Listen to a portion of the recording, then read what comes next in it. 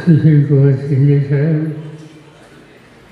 शरीराच्या मारा मतदारसंघाचे निवडून आलेले खासदार जयश्री जोडीची फाशी हा जो मेळावा आहे तो आयोजित करण्याच्यासाठी त्यांनी प्रयत्न केले. ईश्वर भारत जाधव, शिवराजी संघटनेचे अध्यक्ष वैभव काकासाहेब, शहराचे अध्यक्ष श्री खरसवर, महेश कोसे, मंगळ सफाटे, चौकीशे जागी चंदेले, कविता मेटे, डॉक्टर शिवराम जाधव, सुनीता शेरवते, अन्य सगळे सहकारी आणि बंधू भगिनी, आज एका अत्यंत महत्त्वाच्या प्रश्नाच्यासाठी आपण या ठिकाणी एकत्रित आहोत. महाराष्ट्रामध्ये आणि देशामध्ये अनेक जाती जवळची आहेत, अनेक भाषा बोलणारे लोक. त्याचे काही घटक असतात की लोकांच्या ज्या साध्या अपेक्षा आहेत, स्वातंत्र्य मिळाल्याच्या नंतर त्याची पूर्तता काही प्रमाणात झाली, पण अजूनही काही प्रश्न शिल्लक आहेत. त्यामध्ये भटक्या युवकांचा उल्लेख करावा लागेल. ज्याचा उल्लेख भारत जाधवने आपल्या भाषणामध्ये केला की स्वातंत्र्याच्या आधी इंग्रज सरकारने सेटलमेंट ही कल्पना सुचवली आहे. सेटलमेंट याचा अर्थ सरकारच्या वतीनं जे लोक, जे समाज, जो वर्ग गुन्हे करतात सुचले होते, अशांना एकत्र ठेवून एका तारेच्या कंपाऊंडमध्ये त्या काळामध्ये ठेवले जातात आणि मग त्या सगळ्या वर्गाला गुन्हेगार जमाती म्हणून संबोधलं जायचं. पण ज्याचा उल्लेख भारत जाधवांनी जो इतिहास आपल्याबरोबर सांगितला की स्वातंत्र्य मिळाल्याच्या नंतर जवाहरलाल नेहरूंच्याकडे हा प्रश्न मांडला. बाळासाहेब देशाचे पहिले प्रधानमंत्री जवाहरलाल नेहरू त्यांनी त्या संबंधीचे आदेश दिले आणि ते संबंध देशामध्ये राबवले गेले. आज या सगळ्या जमाती विमुक्त झाल्या आणि गुन्हेगार जमाती हा त्यांचा उल्लेख बंद केला गेला. विमुक्त जाती, भटके आणि विमुक्त जाती असा उल्लेख त्यांचा करण्यात आला आणि त्याचाच मेळावा आज आपण या ठिकाणी एकत्रित बसलो. अनेक प्रश्न सुचले, काही लोकशिक्षे, काही ठिकाणी लोकांच्या पाठिंब्यानं त्यांना प्रशासनामध्ये किंवा लोकशाहीमध्ये काही संधी मिळाली, पण 100% काही प्रश्न सुचले नाही. मला आठवतं आहे की शिंदे साहेबांनी मी सोलापूरचे मंत्री म्हणून काम करतो त्यावेळेला आम्ही जाणीवपूर्वक प्रयत्न केले की या सत्तेच्या अधिकाराच्या जागेवर भटक्या नियुक्त्यांना सुद्धा कशी जागा देता येते. आणि याचं सांगितलं भारत जाधवांनी. त्याचे वडील निर्मला मुली हे सोलापूरचे महापौर झाले आणि सोलापूरच्या जनतेचा प्रश्न आपण सोडवू शकतो या प्रकारचं चित्र त्यांनी निर्माण केलं. आणि त्याचं मुख्य कारण की ज्यांची सुटका सेटलमधून झाल्याच्या नंतर आणि खऱ्या अर्थानं भटके आणि नियुक्त जमातीवरून त्यांचा उल्लेख केल्यानंतर त्यांच्या जीवनामध्ये काही ना काहीतरी बदल व्हायला लागला. आज अनेक गोष्टींची पूर्तता आपल्याला करायची.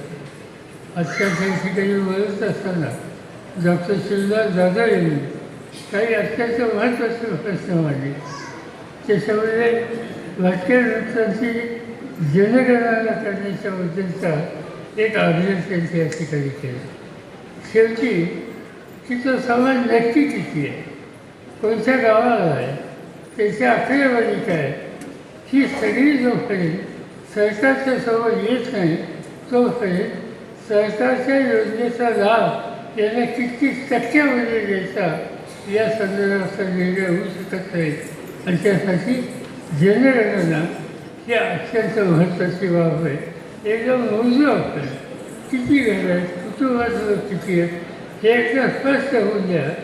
आणि ती संख्या कळल्याच्या नंतर त्या प्रमाणामध्ये त्यांच्या उन्नतीच्यासाठी सरकारने आर्थिक तरतूद करावी, सवलत द्यावी.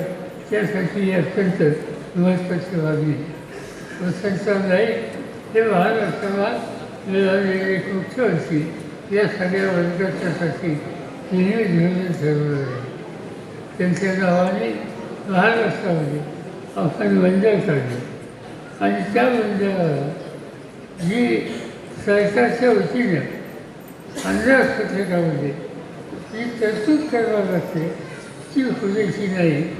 आमचा आणि सुरुवात दादांनी या ठिकाणी जी मागणी केली त्यामध्ये हीच गोष्ट त्यांनी सांगितली की एकदा जनगणना झाल्याच्या नंतर हा समाज किती आहे हे स्पष्ट झाल्याच्या नंतर या समाजाच्या उन्नतीच्यासाठी जे मंडळ आयुष्याच्या नावाने काढले त्या प्रमाणामध्ये संख्येच्या प्रमाणात त्याचं बजेट वाढवलं पाहिजे.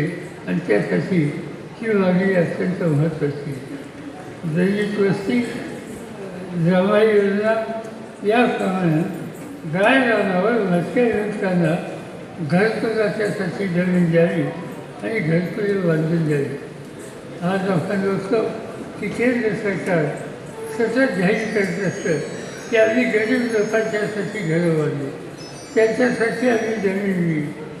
ही काही दिली असेल तर त्या गरीब लोकांच्याचा सगळ्यात खालच्या पातळीवर जो विचार सहन करतो आहे, ज्याला निवारा नाही आहे, अशा लोकांच्यासाठी किती टक्के घराची तरतूद केली हा जर प्रश्न विचारला तर आपण समाधान करण्यासाठी स्थिती नाही. आणि म्हणून आपण सरकारच्या वतीने जमीन देणं आणि घरकुलं बांधून देणं आणि त्यांच्या जीवनामध्ये एक प्रकारची स्थिरता आणणं याची अत्यंत महत्त्वाची गरज आहे. आज त्याबद्दलची ही मागणी माझ्या होती अतिशय योग्य. कुठून उभारलेत, पाठीमागे गेलेत, इकडनं येऊ देऊ नका, इकडनं येऊ देऊ नका, जी जी बांधकामं होतात इकडे बघायला लागले, कुणाला तर रस्ते तयार केले जातात, आणखी काही गोष्टी केल्या जातात. आणि हे करायचे असेल तर शेवटी त्यासाठी दगडाची गरज असते. आज तो दगड करणारा हा जो बाजार समाज आहे त्याच्यावर एवढी मोठ्या प्रमाणात रॉयल्टी कर याचं बंधन टाकलं जातं आणि ती रॉयल्टी देण्याची ताकद त्या वजारी समाजाच्या लोकांच्याच नसते.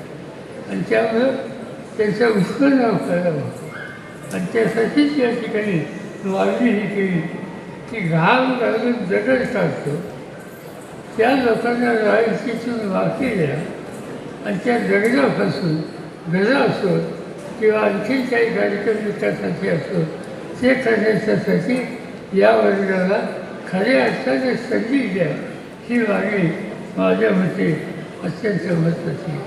आणखीन एक महत्त्वाचं होतं या ठिकाणी माझं आज मुलं शिकत आहे काही प्रमाणामध्ये.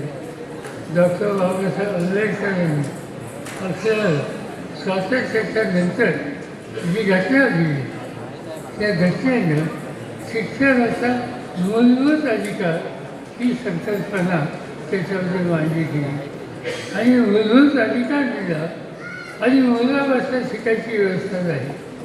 ती शिकायची व्यवस्था करायची असती तर आश्रमशाळा वाढल्या पाहिजे. एका कालामध्ये आश्रमशाळा दिल्या पण नंतरच्या कालामध्ये नवीन अशा प्रकारचे कठोर नियम केले गेले आणि त्याच्यामुळं आश्रमशाळांची संख्या ही वाढत नाही आहे. आणि जोपर्यंत आश्रमशाळा वाढत नाही तोपर्यंत मुलांच्या शिक्षणाची सोय ही अधिक होणार नाही. आणि ती करायची असेल तर आश्रमशाळा काढल्या पाहिजे, तिथे सवलती केल्या पाहिजे. त्या मुलांना सवलती दिल्या पाहिजे आणि ही मुलं शिक्षित होऊन अतिशय महत्त्वाच्या जबाबदारीला सामोरं जाऊ शकतात हा इतिहास निर्माण केला पाहिजे आणि त्यासाठी याही मागणीची अत्यंत गरज आहे. या सगळ्या गोष्टी आपण या ठिकाणी मानल्या हा एवढंच करून चालणार नाही. आता थोड्या दिवसांनी निवडणुकीचा काळ येईल. 2-3 महिन्यांनी निवडणूक यायची आणि त्यावेळेला जे सत्ताधारी असतील त्या निवडणुकीला सामोरं जाण्याचा आग्रह करत असतील त्या सगळ्यांना या मागण्याच्या उद्देशाचा कार्यक्रम त्यांच्यासमोर मांडावं लागेल. आणि मी आपल्याला एवढंच सांगू इच्छितो की आज लहान असताना काँग्रेस पक्ष असेल, राष्ट्रवादी काँग्रेस पक्ष असेल, उद्धव ठाकरेंच्या नेतृत्वाखालचा शिवसेना असेल, या सगळ्या पक्षाच्या कार्यक्रमामध्ये आम्ही या सगळ्या मुद्द्यांचा समावेश करू आणि तुम्ही ज्या पद्धतीने लोकसभेला या ठिकाणी प्रचंड मताने आमचे उमेदवार विजय केले. आज या शहरामध्ये आपण श्रीमती शिंदेंना देशाच्या लोकसभेमध्ये पाठवलं. आज या दिग्गजच्या वतीनं देशाच्या लोकसभेमध्ये धैर्यशील रोहित या ठिकाणी आहेत त्यांना आपण पाठवलं. महाराष्ट्रामध्ये एकंदर 48 जागांपैकी 31 जागा आम्हाला लोकांच्या निवडून दिल्या आणि त्यामुळं आम्हाला लोकांची नैतिक जबाबदारी ही आहे की या 31 लोकांच्या सामायिक शक्तीमधून या भटक्या लोकांच्या ज्या ज्या मागण्या आहेत त्या मागण्या आग्रहानं देशाच्या पातळीमध्ये मांडणं आणि शोधून घेण्याच्यासाठी प्रयत्नशील पराकाष्ठा करणं हे काम आम्हा लोकांच्याकडून केलं जाईल एवढाच विश्वास आज मी या ठिकाणी देतो. आणि मला उद्याला जायचं असल्यामुळे अधिक वेळ न घेता आपण हा मेळावा आयोजित केला त्याबद्दल आभार मानतो आणि माझी 2 शब्द सोडतो. मनपूर्वक आपल्या सर्वांचे नेते शरदचंद्रजी पवारजी, खासदार धैर्यशीलराव मोहिते पाटीलजी, ज्यांनी हा सगळा मेळावा भरवला ते माझे मित्र भारत जाधवजी, आमच्या काँग्रेसचे अध्यक्ष चेतन नरोटेजी, आपल्या समाजाचे अतिशय प्रखरपणे नेतृत्व करणारे शिवलाल जाधवजी, सुधीर खरगमलजी, महेश कोटेजी, मनोहर सपाटेजी, सुरेश आसापुरेजी, हरिभाऊ गायकवाडजी, सुभाष चव्हाणजी, देवाभाऊ गायकवाडजी, व्यंकप्पा भोसलेजी, श्रीयुक्त युवराज जाधव आता नवीनच अध्यक्ष झाले ते, लक्ष्मण भोसले, जुने आमचे कार्यकर्ते, उपस्थित नेतेगण, निरनिराळ्या जिल्ह्यामधून आलेले सर्व नेते, सोलापूरचे प्रमुख नेते, उपस्थित बंधू आणि भगिनी,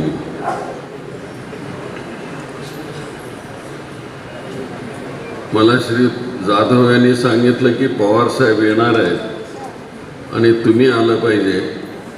पवार साहेब आमच्या सोलापूरला येतात म्हणजे हे आमचं नाही त्यांचंच आहे सोलापूर, तर इथे येत आहेत म्हटल्यानंतर मी कसं येऊ शकणार नाही.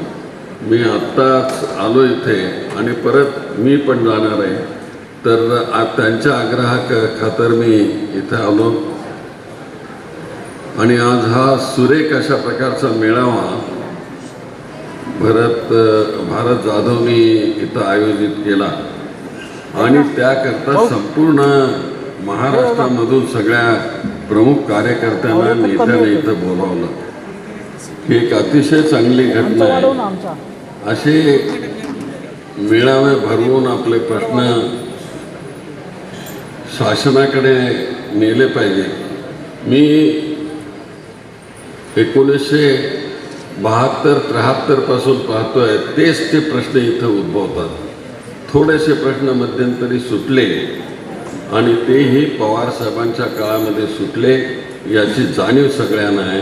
पवारसाहेब अतिशय सूक्ष्म अशा प्रकारचे निरीक्षण करणारे नेते आहेत. तुम्हाला सांगतो ते मी महाराष्ट्राच्या मंत्रिमंडळामध्ये त्यांनीच मला मंत्री केलेलं होतं आणि भीमराव जाधव इथे महापौर होते.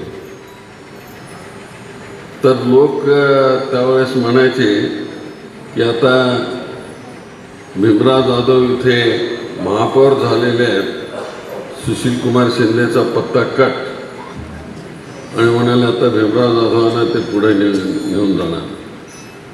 पण 2 कॅटेगरीमध्ये आम्ही आहोत.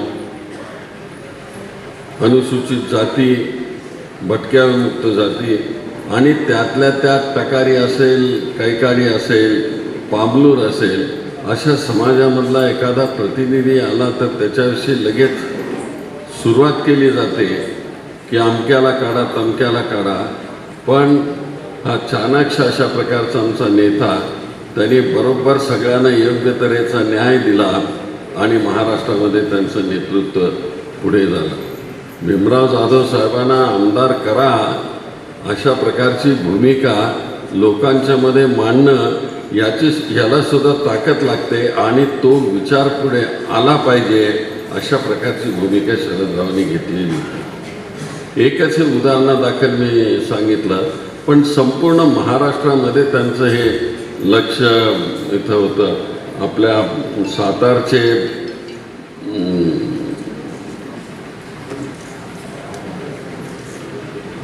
आमदार ते आहेत. त्याच्यानंतर आमचे दुसरे शांताबाईचा मुलगा काळे, त्यांना देखील बारीक अशा प्रकारचं लक्ष, त्यांना देखील आपल्याला संधी दिली पाहिजे अशा प्रकारची भूमिका त्यांनी मांडली. पण शरदरावांच्या दुर्दैवानं आमच्या समाजामधले अनेक लोक पुढे आले त्यांच्या कर्तृत्वामुळे, पण नंतर एक एक त्यांना सोडून गेले. आता मी एकटाच राहिलो असं म्हणणार नाही, पण मीही काँग्रेसमध्ये आहे आणि NCP मध्ये आता आहे. पण ज्या तऱ्हेनं आमच्या भीमराव जाधवांचे चिरंजीव त्यांनी सांगितलं की आम्ही कुठे असलो तरी एकमेकांच्या संगतीमध्ये आम्ही आहोत. आमचा विचार कधी तुटला नाही, आमची एकतेची शक्ती कधी तुटली नाही. लोक अनेक वेळेस आम्हाला तोडण्याचा प्रयत्न करतात. त्या इथे सेटलमेंटमध्ये सुद्धा शरदराव त्यावेळेस मला आठवतं की आज त्याला 40 वर्ष झाली, ते रात्रंदिवस इथल्या लोकांना मदत करायचे आणि तिथं बोलून ते मग ते हिरालाल जाधवसारखा कार्यकर्ता असेल, खेळाडू, त्यांचे सगळे सहकारी असतील, त्या सगळ्यांच्याकडे देखील त्यांचं लक्ष असायचं.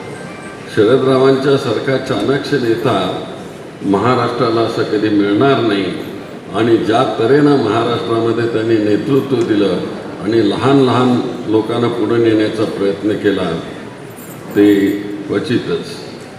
ज्याचा उल्लेख इथं केला की राजीव गांधींना इथं आणलेलं होतं, भीमराव जाधवांच्या नेतृत्वाखाली ती बैठक झालेली होती. खूप मोठी अशा प्रकारची ती बैठक झालेली होती आणि सातत्यानं भीमराव जाधव आणि त्यांचे सहकारी ह्या ज्या मागण्या आत्ता मांडल्या त्या तेव्हापासूनच्या चालत आलेल्या आहेत.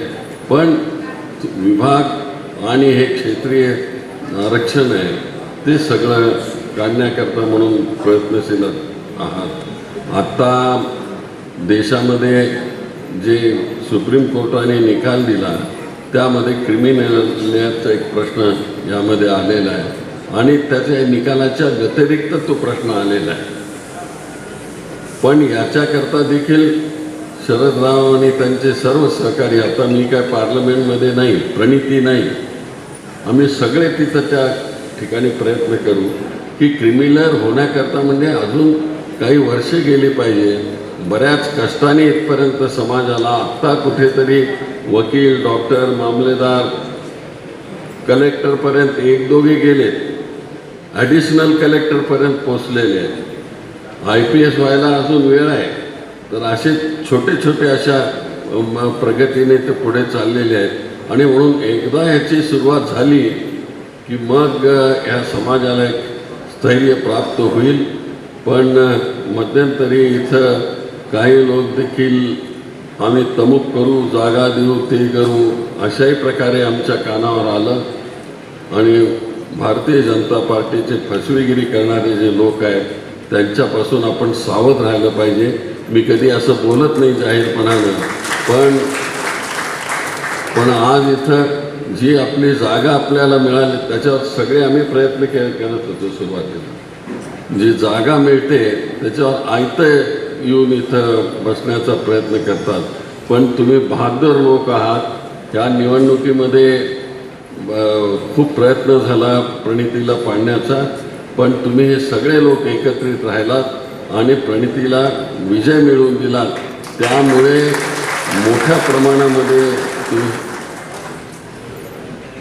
मोठ्या प्रमाणामध्ये इथे जी भूमिका घेतली गेली, हा सर्वसमावेशक अशा प्रकारची जी सोशल चेंजची प्रक्रिया आहे ती कुठेतरी बदलण्याचा कार्यक्रम भारतीय जनता पार्टी करते आहे. आणि म्हणून त्याच्याशी आत्तापर्यंत कधी हा समाज दुसरीकडे गेला नाही. पण काही थोड्या लोकांना आमिष दाखवून हे लोक काही करण्याचा प्रयत्न करतात. त्याला ते बळी पडत नाहीत आणि पडू नये. कारण हा सगळा जो प्रपंच आहे तो सामाजिक समतेचा विचार करून आपण हा प्रयत्न केलेला आहे. तुम्हाला माहिती असेल की 2003ला मी मुख्यमंत्री झालो त्यावेळेस सामाजिक समतेचा आपण विचार करून आपण बजेट मांडलं आणि लोकांना जमिनीसुद्धा देण्याचा प्रयत्न केला. ज्यांना जमीन नाही त्यांना जमीन देण्याचा प्रयत्न केला. मुलांना परदेशी पाठवण्याचा प्रयत्न केला. तर हे सगळे प्रयत्न सत्ता आल्यानंतर येतात आणि त्याचे इंटेलिजंट अशा प्रकारचं नेतृत्व त्यांना मिळालं की ते पुढं जाण्याकरता प्रयत्न करतात. आणि शरदरावांच्या नेतृत्वाखाली आम्ही सगळे तयार झालो. जे काही 5-6 लोक होतो ते त्याच विचाराने आम्ही पुढे जाण्याचा प्रयत्न करतो. आज सुद्धा मी मुंबईत होतो, तिथून आलो. शरदराव इथे येतात म्हटल्यानंतर का एवढ्याच करता की शरदरावांच्या सारखा नेता भटक्या आणि विमुक्त जातीच्या ह्या लोकांचे प्रश्न घेऊन उद्या पार्लमेंटमध्ये भांडेल. आणि हे क्षेत्रीय रक्षण आहे, ते क्षेत्रीय रक्षण देखील काढण्याचा प्रयत्न ते करतील. वेळ कमी आहे, खूप बोलण्यासारखं आहे. त्यांना बारामतीला जायचं आहे. ह्या वयात म्हणजे शरदरावजी एवढं फिरतात, माझी तर ताकद होत नाही. आत्ता तेच बार्शीला होते, आता आणखी कुठे ह्या सोलापूरमध्ये येता येता त्यांनी वैराग, नानस हे सगळ्या लोकांचे हे दौरे करत ते आले. खरं म्हणजे 3 वाजता मीटिंग होती, पण ह्या दौऱ्यात सगळ्यांना भेटत सगळ्यांचं म्हणणं स्वीकारत ते इथपर्यंत आले. परमेश्वराने एवढीच मी त्यांना प्रार्थना करतो की परमेश्वराने त्यांना चांगलं आयुष्य द्यावं, सदृढ आयुष्य द्यावं आणि खूप अशा प्रकारचं आम्हाला नेतृत्व, आम्हाला शक्ती देण्याचं काम ते करतील. परमेश्वराने त्यांना शक्ती द्यावी अशा प्रकारची प्रार्थना करतो आणि मी रजा घेतो. जय हिंद, जय महाराष्ट्र.